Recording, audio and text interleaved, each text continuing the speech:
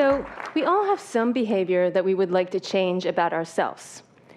And we certainly all want to help someone else change their behavior in a positive way. So maybe it's your kid, your spouse, your colleague. So I want to share some new research with you that I think reveals something really important about what gets people to change their behavior. But before I do that, let's zoom in on one strategy that I think you probably use a lot. So let's say you're trying to stop yourself from snacking. What do you tell yourself? Well, most people's inner monologue will say, beware, you'll be fat. And if this was your kid, you would probably tell him that smoking kills, and by the way, he's in big, big trouble. So what we're trying to do here is we're trying to scare ourselves and others into changing their behavior. And it's not just us. Warnings and threats are really common in health campaigns, in policy. It's because we all share this deep-rooted belief that if you threaten people, if fear is induced, it will get them to act. And it seems like a really reasonable assumption, except for the fact that the science shows that warnings have very limited impact on behavior. So graphic images on cigarette packets, for example, do not deter smokers from smoking.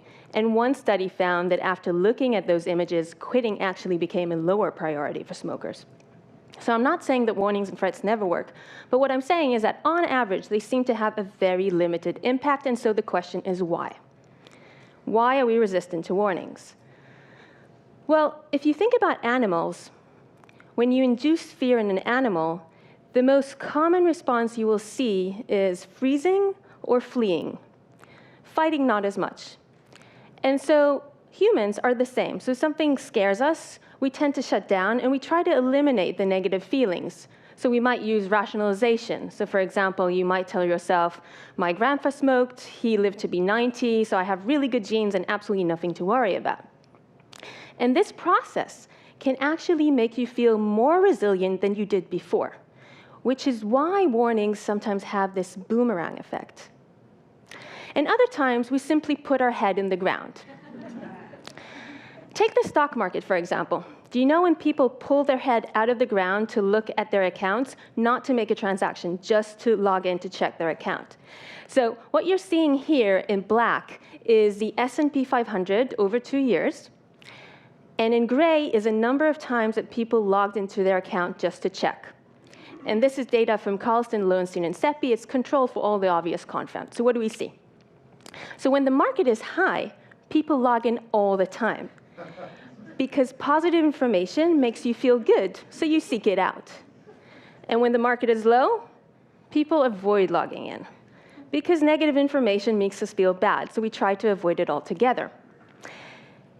And all this is true as long as bad information can reasonably be avoided. So what you don't see here is what happened a few months later in the financial collapse of 2008, when the market went drastically down, and that's when people started logging in frantically. But it was a bit too late. So you can think about it like this. It's not just finance. In many different parts of our life, we have warning signs and bad behaviors now. And they could potentially lead to all these bad outcomes later. But not necessarily so, because there's different routes from your present to your future, right? It can go this way, it can go that way. And as time passes, you gather more and more information about where the wind is blowing.